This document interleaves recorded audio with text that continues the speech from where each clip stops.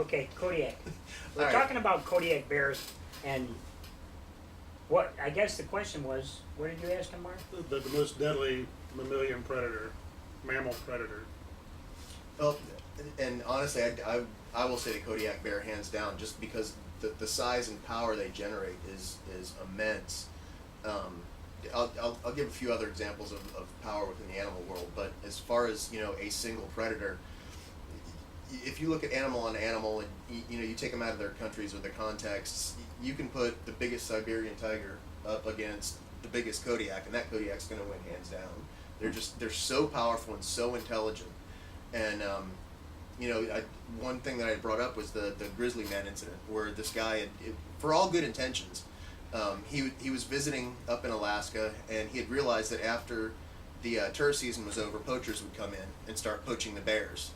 So he wanted to bring light of that to the world, so he stayed up after tourist season was over with a video camera and documented the poachers coming in, documented the bears, and he started getting a little iffy in the head and started spending more and more time with the bears and thinking he was actually one of them. And the bears actually paid him the ultimate respect in the end, and a big male bear took him on and Wow. recognized him as another possible threat. And if you're familiar with animals, yeah, it killed him, but that's actually out of it's respectful. Wow. In the He animal was world. saying he was. Speaking Yeah, of he was recognizing him. Finally made it that level. Yeah, he made it to the level where they actually recognized him as one of them, and they did what they do. Challenged him as the alpha male, basically. Yep, and the male took him out. A few other really good examples. If you look at crocodiles, they have a 2,000-pound strength, 2,000-pound crushing force in their mouths and what they're able to close on. So that's, you're looking at a small vehicle being placed on you when they snap their jaws shut. Yeah. They did a study with green anacondas, and they found that a 15 to 17 foot green anaconda has about 90 psi of crushing force, which, based on the size of the snake, translates to 9,000 pounds of crushing force, Wow. which is the equivalent of having a school bus placed on your chest. Wow. So yeah, in the animal kingdom, there's some really powerful animals out there.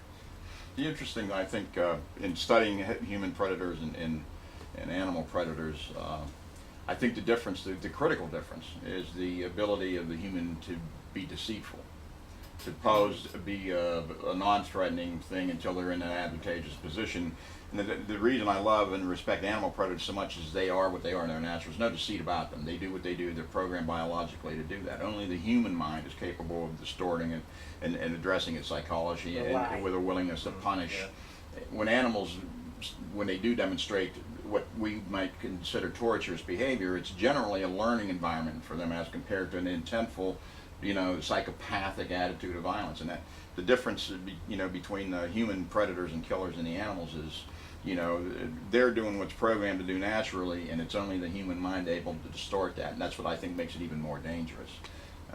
In the contention, oddly enough, if I was facing an animal predator and it was going to kill me, in that final moment, it's like in Legends of the Fall when Brad Pitt got killed by the bear. At the end. If I want to go out and check out in life, that's the way I want to go. Yeah. Because I I'll be said so it, yeah, overwhelmed the with same awe thing. in that moment. Yeah. It won't bother me. But I'd much rather face that bear than some drug-induced punk that, with a gun and with the intent on killing you and everybody in the room. Well, And Bear thought him as an equal. Yeah, it was the same thing. But human society, if you look back, even the days of Rome with the Colosseums and the gladiators, there's always been this extreme violent component to people. And I think in a natural state, that's how it would be. It would be just like the animal world. I don't, sometimes I look at predators and I say, they're not really acting outside of what they're supposed to do. They're acting outside of the laws that we've instituted. Interesting. So if we were given a free society, Say that again? Yeah. predators aren't necessarily acting against their nature. They're acting against the laws that we've instituted in the country. The human predator. The human predators. Right. Smart. He was Good So point. if we had a free and open environment where there Right. were no laws, where it was equal to the natural environment, Mhm. it would be the same way. It would be. For sure. Only That's, the that's strong what Friedrich survive. Nietzsche talked about in his philosophy of the herd mentality versus the slave mentality versus the master mentality. Nietzsche didn't believe in any moral code. He believed that the human predator should be allowed to rise to the top of the food chain. He believed that ideas such as mercy and kindness and treating people the way you wanted them to treat you was simply the slave mentality, because that benefited the slave or the weaker people in society as opposed to the masters of society. And then, of course, Martin Heidegger later came and expounded on a lot of the stuff that Nietzsche said and kind of twisted it. And that was the basic philosophy that the Nazis adopted. The Nazis, with the idea of the Aryan master race, they had the idea we're the top of the food chain, and it's morally correct for us to put 6 million Jews in a gas chamber simply because we can. We are the master race. We need to suppress everyone who's beneath us so we can rise to our rightful place. And within that naturalistic, amoral philosophy, I mean, they were following the logical end result of that philosophy. Right. If there is no morality, if there is no right and wrong, Chaotic. why shouldn't the predator get everything that his natural powers will enable him to get? Well, isn't that kind of like the same in the business world, right? Yeah. The predators, we were talking about it earlier. In the business world, the predators in the business world, the big time people, the big money in the business world, become disconnected from the common folks being the doers, the people that run the machines, and they don't have to worry about that. They get their hands dirty, they own the machine, right? So they're disconnected. And I think another reality that you have to face as people of any kind of accomplishment is, and the thing you got to remember is, the worse times get, the more desperate times get, the more desperate people get, the less important the big business, big money people become, because now it's not about money. Now it's not about your place in society. Now it's about the strong will survive, and the predator will take what you have because you have it. Yeah. Not for any other reason at all. They won't have a point to prove. They won't have anything, I took it because I don't like you. They're acting in accordance with their nature. Yeah. They're going to come to you because you got what they want. Yeah. So in reality, the real marketplace for anything that we're going to do collectively is not just the people that we love and we care about. It's the big business community out there that has to understand, when you don't have the money to pay the bodyguard anymore, Right. you're going to have to bodyguard yourself. Mhm. So where do you go to learn those skills except for people with the skills? So without that leverage, without the money, without the power, without the position, without the thing to offer, the place to offer, the position to offer, you're going to need us. Yeah. So in reality, what everybody has to understand is that you are going to be responsible for you. Where are you going to learn the skills? And big business, they get comfortable with the fact that they have security forces or they have dogs. Mhm. Well, security forces can be bought and dogs can get a steak thrown over the I fence. just said, yeah, when it comes to the meat. Well, and it's simple. It's like Chicago. Daley, the mayor, right? Mhm. He had protection for so many years, and they took it away from him not long ago. And now what does he do? Mm-hmm. Well, now all of a sudden gun control sucks. Yeah. Because now I want one, Sure. And so I think what we're trying to say collectively here in all of our conversation is we're here for everybody. But the expertise that we have just in this one little tiny half circle is hopefully all the tools you'll need to survive as a big time businessman, as a common everyday blue collar worker, to the guys that are digging the ditches. They deserve protection too. Yeah. The women that have dependent, God bless all the women of the world, because in my opinion they do the hardest job in the world, and that's raising kids. That's a hard thing. And I'm not saying men don't do that too, but at the same time, you're going to be responsible for yourself. You're going to have to learn these skills. Don't wait for that stuff to happen. Get involved, find the right education, find the right people to lead you in the right space, and get involved. And a lot of this is not just teaching people the skills of how to disarm someone with a blade, or take a gun away from someone, or use a blade or a gun against an attacker, but the mindset of the survivor. We discussed last week Viktor Frankl, Holocaust survivor. Man's Search for Meaning. I very strongly recommend everybody that wants to learn how to survive, read that. Read how this elderly, frail old man survived the death camps of Nazi Germany when young men, half his age and 10 times his strength, lived. And what he said was it all came down to a will to survive, He had something that he had to live for, something that he loved. In this case, it was his wife. Hmm. He was compelled to stay alive because he wanted to see her again. He Yeah. wanted to be with her again. So one of the mindsets we have to teach people, I think the thing that, using George Lucas's terminology, separating the dark side of the forest from the true light side of the forest, something that was written in Hagakure, which is one of the books on the philosophy of Bushido by the samurai. In Hagakure, it says that if a samurai, if his heart is not so big that it almost bursts his chest, he is unworthy to be called the servant of his Lord. Yeah. And that's what it comes down to. If you want to live, you need to think about what you're fighting for and who you love and who's depending on you.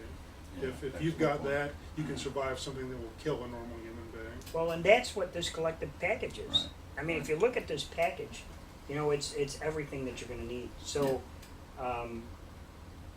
it's not just having the hard skills. You know, it's not just having the hard skills. It's understanding the mentality.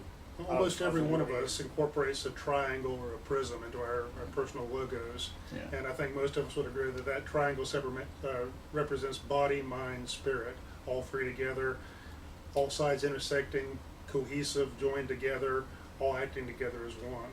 And I Three agree. flames, or three matches burning with one flame. I think the difference too in this collective group, we're all here. This isn't a business for us; it's a mission.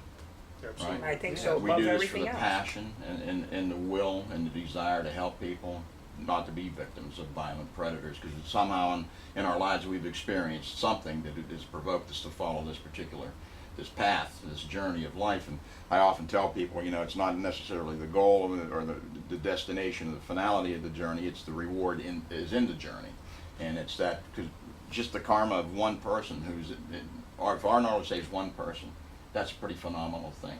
And if we can do that collectively, and it's just a matter of changing attitudes, but that's the most difficult thing to do. Our culture is very, it's ingrained, you know, women especially, you know, you're not as strong as a man, you're helpless in a situation, cops tell everybody to comply when a punk sticks a gun in your face, and the reality is, compliance, statistically, you have an 82% percentage survival in a compliance situation in a violent encounter. But the bad guy that's holding you up is not part of that statistic. So that's the X factor. So compliance gives you a 50-50 chance of survival at best, because when you give him the choice, it's either he's going to kill you, hurt you, or not. And you don't know and can't possibly know what he's thinking. So that's kind of the mindset too, and we got to shift that. Everybody with some information, knowledge, has the capability of protecting themselves, but it's the mindset. If it happens to me, there's nothing I can do about it. I got to be a black belt. I got to be this. I got to be that, and that's what's bringing violence to you, and that's why people you know are victims of violence, because of that compliant mentality and a lack of belief in yourself and your ability to protect yourself in that situation. So you depend on accessories that aren't always going to be accessible. A gun's only good if it's in the hand, ready to go, and it's deployed, and you're not going to walk in the Walmart parking lot going to your car like this. So, you know, I often at the gun show, I do, you know, I have seminars at gun shows, and I set up tables. I get a lot of the Glock, and especially because that's the rage gun. They'll come up and say, hey man, what's good's your martial arts against my Glock? So I put my fingers in there, and I say, where's your Glock now? You know, and then it's like, ooh, it's in my car, it's in my pants, it's in, you know. And One then second, I look at 'em. time out. Yeah, yeah, we go out Hold there. on. Right. I look at him and say, and by the way, what makes you think I can't shoot? You know? I think they're well-rounded combat scientists today, martial artists, whatever you want to call it. All of it, and that's the other interesting evolutionary thing. As the katana was to the samurai, handgun's part of our culture, and the intelligent warrior wants to be equally armed. And so, you know, if you're going to carry, know how to use it combatively, not just on the range with sights. Superiorly armed. Yeah. I don't want the odds to be equal. I want them to be in my favor. You know, that brings up a point too that's kind of concerning me. There's been a lot of talk recently about the state of Florida having an open carry law, and I started thinking about that. If everyone's allowed to openly carry their weapon, even if they have you know, a permit to do so, like a concealed carry, but now an open permit carry, when you're in an environment with strangers, and there are people, it's like, you know, gangsters and punks or predators could walk around with their weapon displayed, and you can't ask everybody that's displaying a weapon if you got that permit. So we don't know if we're sitting in Denny's and a guy comes in the room with a gun on his side, if he's legitimate or he's a predator. You know, with the concealed, at least they have. If they come in and brandish it, we know it's a threat. Well, the flip side of that, if somebody comes in with a weapon, I know where their weapon is, or at least where their primary weapon is. The reason that law was proposed was that you had a lot of cops that felt like they were the only people on the planet that should have a firearm, and you have somebody that has a license to carry, and he bends over to tie his shoes, and his weapon becomes exposed, and he's now arrested for a public display of a weapon. That was the intent of the law, Oh, I not for gotcha. people to carry it around in plain sight. Mhm. But when you start looking at licensing people to carry weapons, you start looking at legislating people to carry weapons, they're treating it as though it's a privilege. What does the Second Amendment say? And you're A exactly- well-regulated militia being necessary for the people the free people, the right of the people to keep and bear arms should not be infringed. There you go. The right of the people to keep and bear arms, not the privilege. They say that driving is a privilege. I would contest that in modern society. It's hard to feed your family if you can't drive. But you could argue that driving is a privilege. People would go nuts if we said, okay, every year you're going to have to re-qualify with your car to show that you can still competently operate that piece of machinery. A car is more dangerous than a firearm. A car is involved in crime more often than a firearm. A car causes accidental deaths more often than a firearm. So we could say, okay, we're going to have to, if you have a concealed weapon permit, you've got to re-qualify every year. Well, let's do that with a car too. It doesn't follow that that's a smart thing to do. But the problem is when you start having a government legislating your rights and controlling your rights, it's never going to stop at a reasonable place. If they say, okay, we're not going to have open carry, next thing they'll do is they'll attack the places you can carry a firearm. Where do the mass shootings take place? Places where even with a concealed weapon permit, it's illegal to carry. College campuses, post offices, bars, places where if you have a legal right to carry a weapon, you can't. Wow. Shootout at OK Corral. Well, a lot of people remember the famous shootout in the Old West. Most people don't realize the circumstances that the OK Corral was located in the first city in America that had public laws forbidding public open carry of firearms.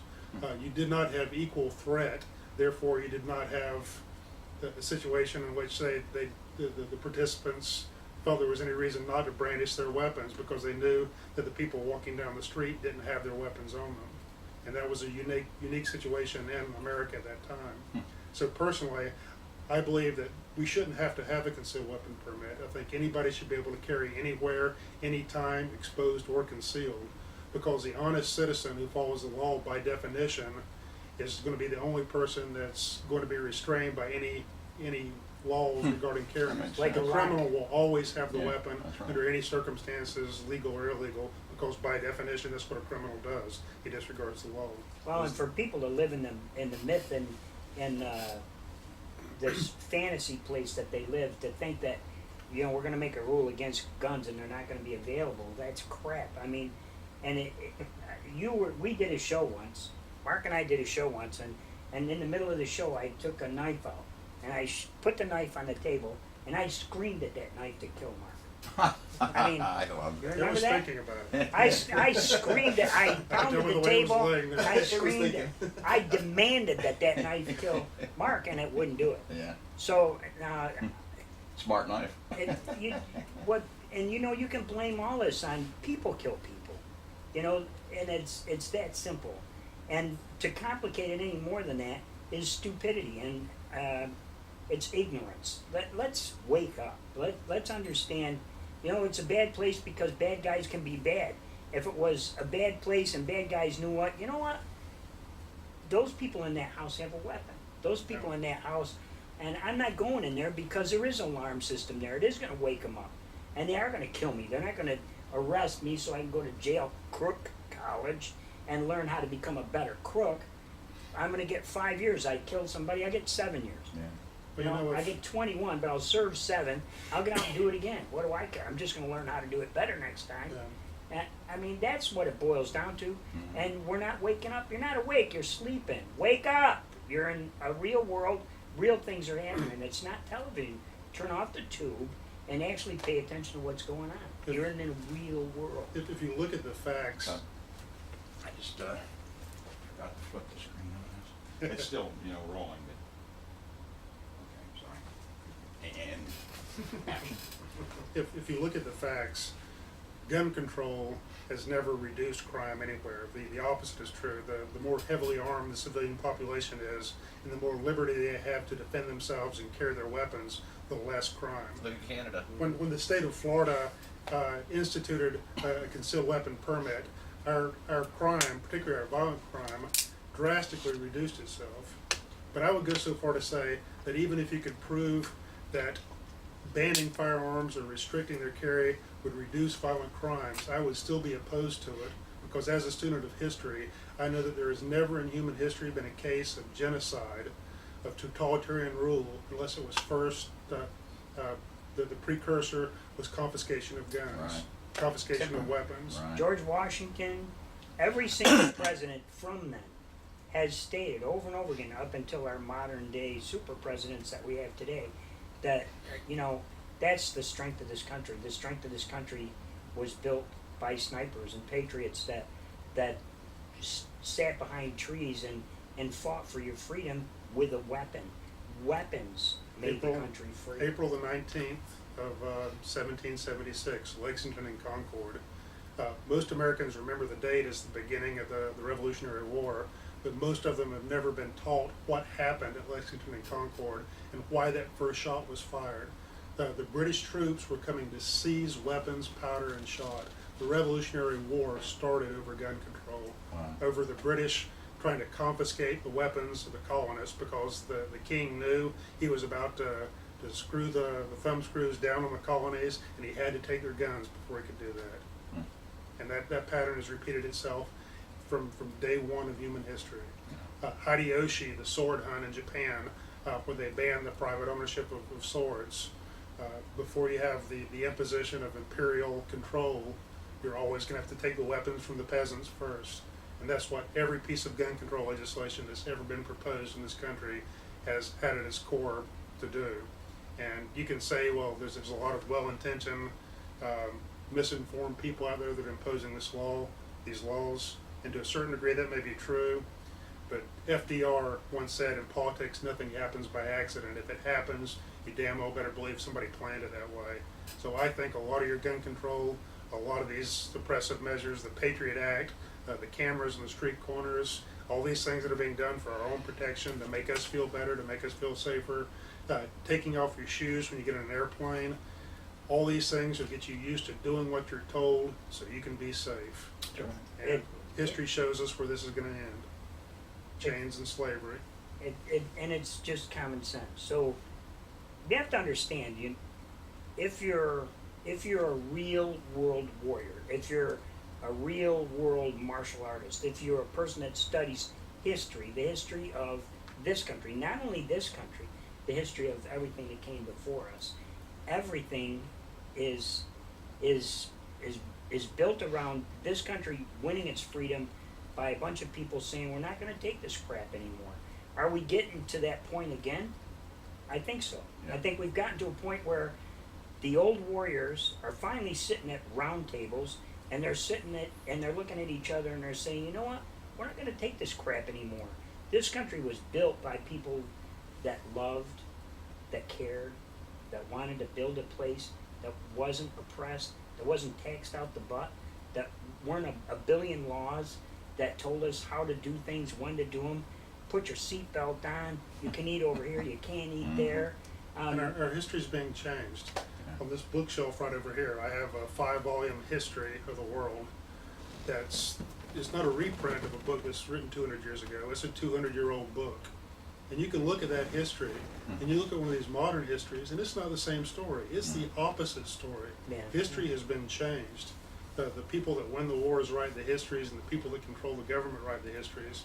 So now we have the people that are educating our children in the public education system, rewriting our history, rewriting our values, and changing the core values of our nation. Yeah. You're responsible for you.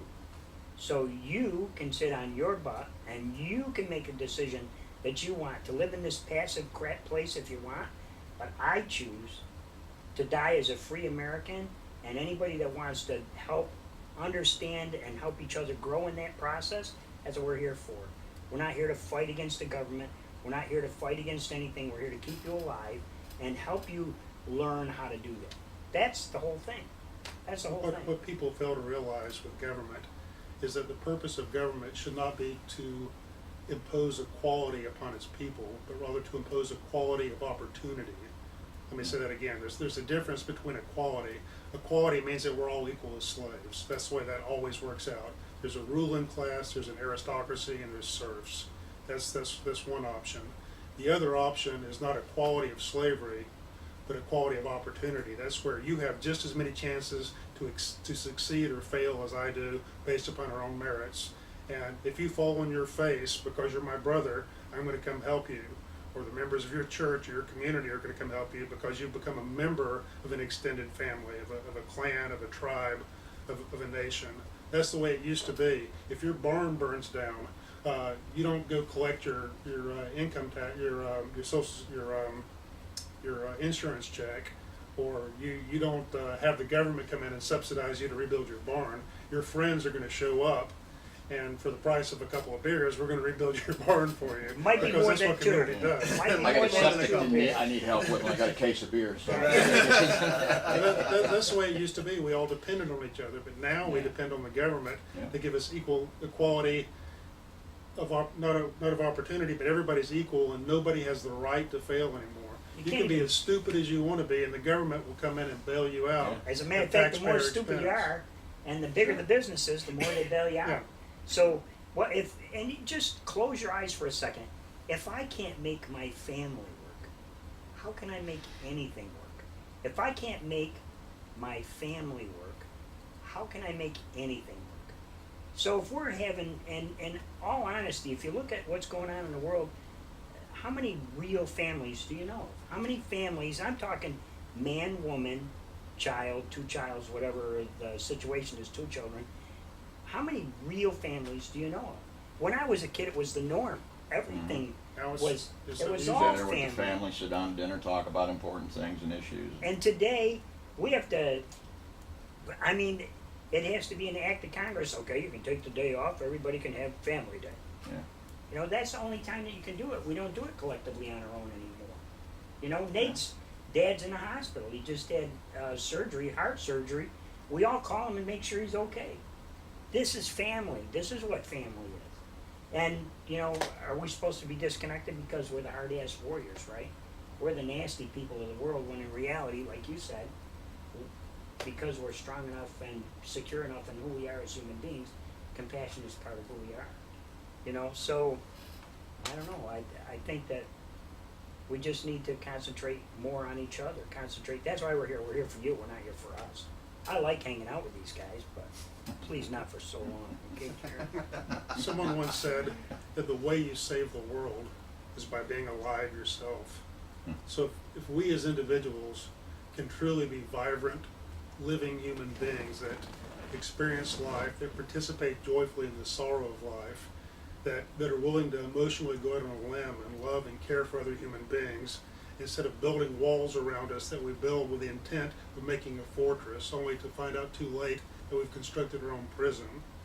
If we have the courage to care about other human beings, that's the start to changing things. Yeah, absolutely. Your view as a new person sitting in on this whole thing, what do you see? I see greatness. You like it? I love it. Well, that's why I'm here. And it, I mean, somebody said the other day, do you feel intimidated around powerful people? And I feel calm. I don't ever feel intimidation. I feel calm. I feel a sense of belonging and calm. Absolutely. I've never been intimidated. Yeah. And the bigger, the badder they are, the more calm I feel. It's where I'm they- not intimidated by the violence, like you are when you enter a cage. I once said to a producer of a show I was doing, I was up against another actor, wanted the same role. I said, you know, just lock us both in a 15 by 15 room with one door, and whoever walks out the door, when do you want me to start? And I measure, that's how I measure life and people. I've been with some incredibly wealthy people, and, you know, and bodyguarded Paul Newman. I had lunch with Joel Silver at his house back in the day because he knew an actress that I was close to. And I've never been overwhelmed by any of that. You know, it's never about the money, it's the quality of the heart, and that's what I look for. And Absolutely. that's the refreshing thing. But, you know, people with money think they're powerful because they can buy people. But if you can't be bought, you have much more power than they do. I was doing a seminar in Vegas, and the room was full of very wealthy people, and when I got done doing the first day of the seminar, this very wealthy man went up to the guy that was running the seminar, and he said, "I'd really like to meet Stoney," and he said, "Does he know who I am?" And the guy looked at him and he said, I really don't think he cares. I mean, that's right. That's the truth. I mean, because I really don't think that that's part of the process. It's great having people around you that have that kind of asset. Money's a tool. You know, it's a tool. Some of us consider it as nasty. We consider it as a necessity. If we're going to move forward and do the things we want to do, we got to collect money. Right. We've got to figure out some way to generate some cash flow to make this work, or else we're going to be talking to two cameras and having a great time. That's right. Have those 2 beers that Travis was talking about earlier, and and then move on. But so we do have to generate finances. We offer seminars collectively or individually, and what we'll do before we close out is just talk about what kind of seminars we do present or we can present. Collectively, you see who we are. You know, I mean, let's look at the talent we've got here. Yeah. We've got a man that spent his life not only teaching people combat skills, but working in the film industry and being able to present those skills to the general public. Many of us in this room probably got involved in the martial arts because we first saw them in film. Centuries ago, people quoted Shakespeare and it changed their lives. Alexander the Great conquered the world because as a boy he grew up with a copy of the Iliad laying next to his bed, reading it every night before he went to bed. Joseph Campbell talked about the monomyth. He talked about myths to live by. And in the past, where our myths and our legends were in the written word and oral stories, now Hollywood is to a certain degree taking that role. So I mean, we have that venue. We can go in and we can present what we're doing through moving metaphor in the movie industry. Jeremiah here, hands-on experience in warfare and the actual cutting edge of the spear going in and actually making your nation safe by kicking in doors, training people to be warriors in a very literal sense. We've got that. We've got you, the spiritual aspect of it, coming in and teaching people that it doesn't matter how good you are if you don't have that ability to live now and say yes to life, participate joyfully in the sorrow of life, no matter what your personal situation is, you're going to lose. True joy comes not from circumstance, but from an inner condition, and I think that's what you teach people. We've got Travis here with his knowledge of the animal kingdom and the nature of predators and how that relates to human beings, and a lifetime martial artist to be able to bridge the gap of those two spheres of knowledge.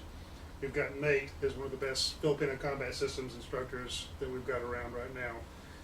The understanding of the drills and the way that we can teach people not just the techniques but the concepts of combat. So what we've got around this table right now is something that I think the world desperately needs. And speaking for myself, I'm honored to share a platform with you guys. I Absolutely. absolutely feel the same, Mark. And I've told quite a few of you, and I'll tell all of you collectively, that since Travis's invitation to come and meet you, people, you warriors, for the first time, the healing that's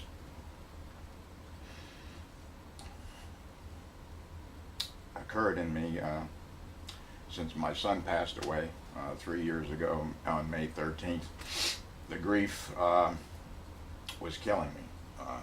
Don't want to wake up in the morning. Nothing to look forward to. So when I go to sleep, I don't even want to wake up. But after meeting you all, each of you individually has healed me in ways. Friends of yours that I met on Facebook, in their words, have healed my heart.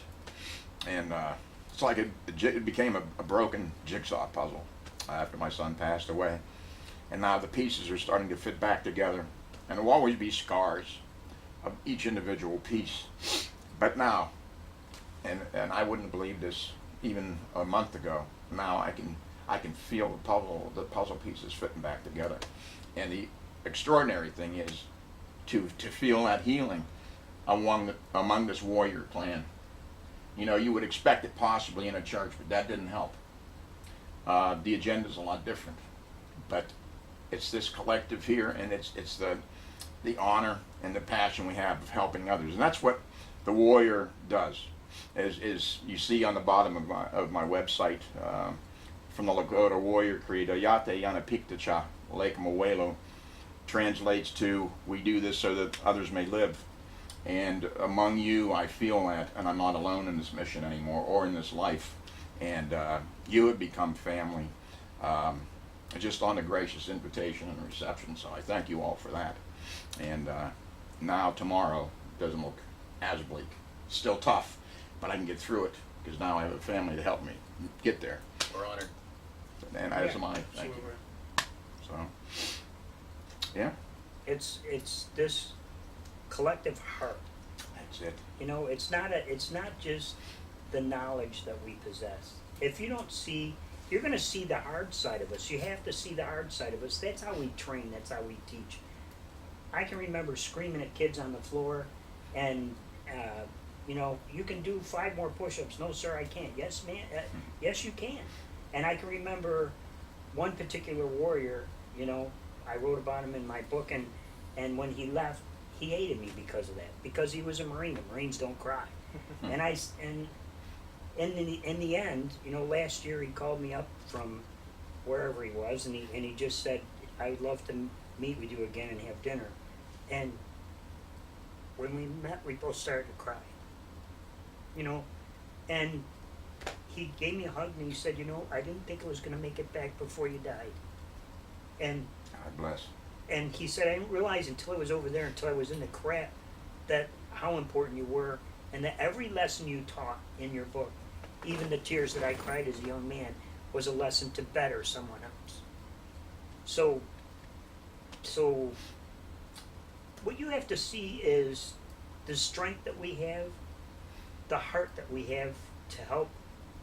We want to help you. I don't want to leave this world thinking that I didn't do everything humanly possible to make it a safer place for you.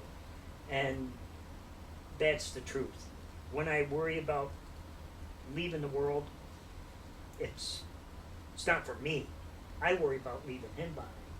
Because who's he going to call on the phone and say, "Sensei, I've got this problem and I don't know, you know, what do you think?" It's those things that give me worth. I'm defined by my students. I'm defined by what they've accomplished.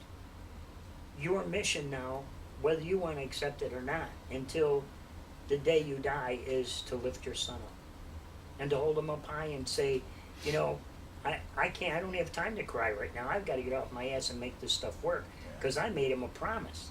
Yeah. You know, and that's what it's all about. I made myself a promise a long time ago that I would pass the way Gichin Funakoshi says it best, the way who will pass it on straight and true. And I made a promise then that I was going to be a martial artist that taught traditional values, love of country, love of my neighbor, support everybody. That's what a samurai is. I'm a servant. I'm your servant. And I want to serve you. My legs don't work. My hands don't work.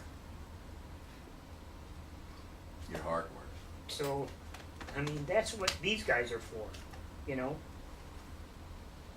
God We bless. often forget every act of kindness we commit, and conversely, every act of evil we commit is like casting a pebble into a still pond. We have no idea how far those ripples are going to extend out, the good that we do or the bad that we do.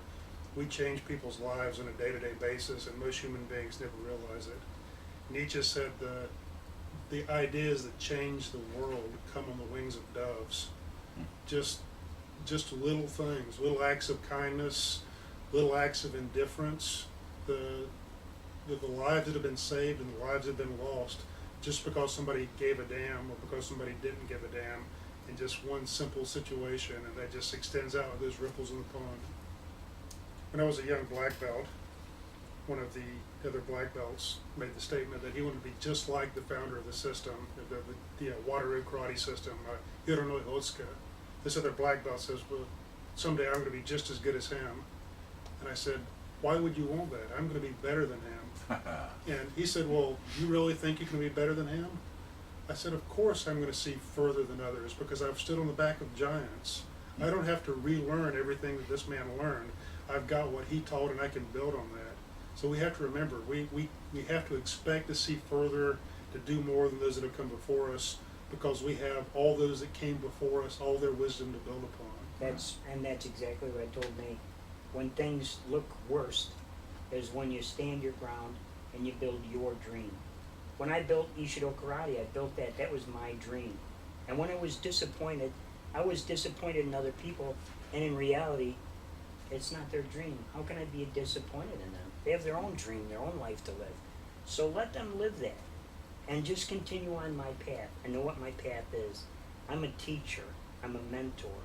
And if I teach and I mentor, I don't need my hands and my legs to do that, as long as one of you guys are willing to put me on these little backpack things where I can do the mini-me thing. I'll need that. You know, but that's it. You know, we want to serve you, we want to help you, and that's what it's all about. You know, so I don't know. I think it was a Very great cool. conversation today. Very nice. You know, Yeah. and I'm not going to apologize. You know, I used to apologize because of my emotion. I'd get on the stage and there'd be 1,000 people out there, and you look out there, and the only thing on the stage is this little tiny guy in a chair and a table and a napkin and a bottle of water and a little bucket to throw the napkins in. And I would say, you know, I'm going to be emotional today. I'm going to invest me, my life, my soul. I'm going to throw it out there. And if some of you people get a little piece of it, good. That's a good thing. But I'm not going to apologize for the fact that I cry or I shed a tear. It doesn't make me weak. I'm strong enough to do that. Sincerity goes a long way. The weakness comes from those people that are afraid to really invest themselves. Yeah. The reason that my talks have always done well is because I'm real. This is me. You know, this is us collectively. There are no lies here. You know, so that's the most important part. Nobody's going to tell you a story. If you call us up and you ask, I'm the first one to tell you firsthand. If I ask him a question, if I ask Mark a question, he's going to give me the answer. It's not going to be necessarily what I want to hear. That's the reason I pointed the knife at him on the table and tried to kill him with it. But isn't that what you want in life? That's what you fear most, but that's what you need to survive. You fear that honesty, that person looking in the face and disagreeing with your mindset and telling you you're wrong. When we were kids, I hated when my mother used to tell me, you know what, you're wrong, you don't need to do that, you need to do this. And I fought that until later on I realized, you know what, she was the smartest lady I ever met in my life. The smartest lady I ever met. And she never made a decision for her. She always made a decision for us first. That's what we're doing collectively. You know, we're trying to make decisions that are for you. You might not necessarily agree with or understand, but from our place, from the bad places, when you turn out the lights at night to go to sleep, there are brave men that stand in the shadows all by themselves to protect your freedom. And that's what you forget. So, you know, understand that people like Jeremiah, his sacrifice was real. His dreams are real. The things that he has to live with in his mind, that he lives within his mind, so you never have to live with those. I mean, that's, you know, thanks. You know, that's what it's about. You know, it's just understand that all the privileges, all the freedoms, everything that you have is because some guy like this stood in a dark place and was willing to die for that. So, Especially on this day. I mean, the irony, the wonderful irony of what brought us all together. And we picked this day before realizing it was on the 11th of this month. And that alone. It's just made it 10 times better. Yeah. If that doesn't show the part destiny plays in our lives, then I can't imagine what better thing to happen, like us getting here collectively on this specific day, the 11th, of Special, September, very special. on the 10th anniversary of the greatest disaster to hit our country in an act of war and terrorism. And 2 weeks ago, when we made the decision to meet today, we didn't look at the calendar and know that I didn't know the 11th of this month fell on this Sunday, and this decision was made for us by something else. Absolutely. And that's amazing to me. I think Absolutely. collectively, if you have to sit here, I mean, and we've all looked at each other, and I can't tell you how happy I am to have you here. Really, I can't. You know, you mean so much to me, and I want you to do well. and you have so much to give. You know, I can't explain. There's some people that just come into your life and you think, oh, they're here for a little while, I'll enjoy them. You have such a great gift to give. You know, the knowledge that you have is so rare. Name on your hand 5 people that have the same knowledge that can do what you do. Because I don't know 'em. And I've been around a few years. And I guarantee if you went around the table, it would be the same thing. Mhm. You know, your expertise, I mean, you just don't find that everywhere. You know, same with Nate. I mean, there's the things that he's been through. He's from your time, this present time. So Nate, we're going to learn as much from Nate as he teaches any of us. Just watching him, I've learned so much just from being around him. His resolve. This wasn't an easy journey. He left his home to come here to learn. Mm. He left everything he knew, every comfortable place he knew, to come here to learn. That is a big step. That's a huge step. And rare. And very Rare rare. today. So, I mean, that's what we're looking for. We're looking for people that want to change their lives. Life is up to you. Every choice that you make decides on where you'll be in your life and what will happen in your life. Decide to live as a free, healthy, happy human being that's confident, that can move through your work day without worrying about yourself, that can make a decision without having to look around the room to make the decision, that can make decisive movements in your life to protect your family, to protect your home, to protect the people you love. It's a big responsibility, but you have to do it. Do not count on the government, the police, the military, or anybody else to protect you when the crap hits the fan. It's going to be you. When you're in the battle, you're in it with you and the guy standing next to you. That's it. That's who you fight for, So you fight for the guy next to you. All day. right? So, we're here, Yeah. all right? I love that particular little, you know, that insert of her coming in here and just laying up on that, the comfort she feels amongst us too. You know, I I don't mean, care what's going on. yeah. This is where I It's wanna be. feeling safe in this room, you know, that's indication right there. That's pretty extraordinary. What he's feeling is dinner's coming, if you guys don't feed me pretty soon. Yeah. His name, by the way, is Clausewitz, named after Oh, Karl I'm sorry. von Yeah. Clausewitz. Easy. No offense. He's named after Karl von Clausewitz, the Prussian military strategist and general that fought against Napoleon. Wow. You know, Joseph Campbell was fond of saying, the universe gives us the adventure that we're ready for.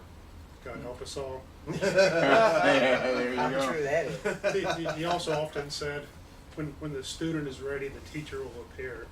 And I think each one of us have just miraculously appeared to teach one another and give one another just what in this particular juncture in our lives needed to hear, the encouragement that we needed from one another. If you look at the points in history when things started really changing, where great things took place, there was always a meeting of minds where people would get together and they would feed off one another's energy, and they would inspire one another to do the things that needed to be done. And I really get the feeling with this group that that's where we're going. I think it's a start to a great new journey. Yeah, absolutely.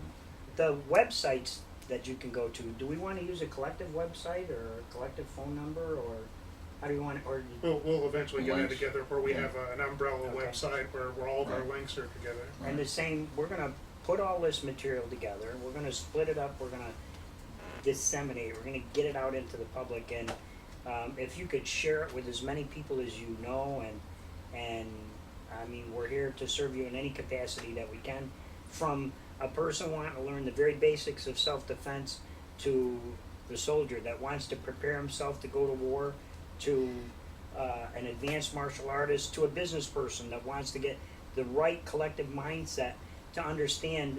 Mark and I do a talk called Winning is the Only Option. Nate joins us and everybody else says, what the heck you got a martial artist there for? We're all martial artists. Because that mindset, winning is the only option, is really the answer to everything. It's the answer to everything. It's winning at family. It's winning in a battle. It's winning the fight to understand who you are when you think everything is gone.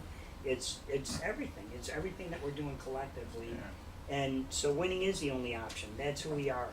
And the cat will come along. If you have a cat question, don't be afraid to ask the cat. And I mean, we're going to post that on this video so they can catch You know, it. I was thinking what I'd like to do, if anybody has footage, that they can send me of doing your particular thing, discipline, as we assemble this. I'm going to put the whole together. I'm going to put it all together as it is and send it to everybody to look at. And we should take notes of what segments. I think everything's critical, but for editing and and conciseness, it might be if we want to have an hour. Too many mind grasshoppers.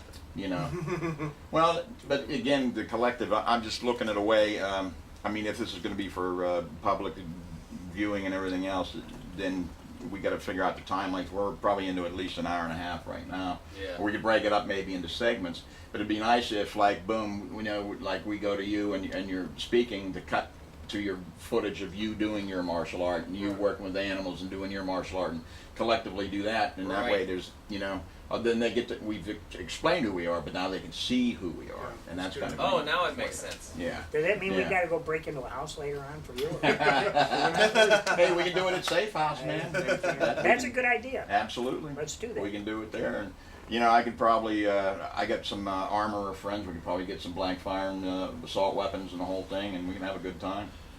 Sounds good. Or we can stage, like we did in, I don't know if the carjacking scenario was a Mideastern carjacking scenario we did. And I had You know, 20, I got something 20 else- stunt guys, 2 hours. Something else that I think we need to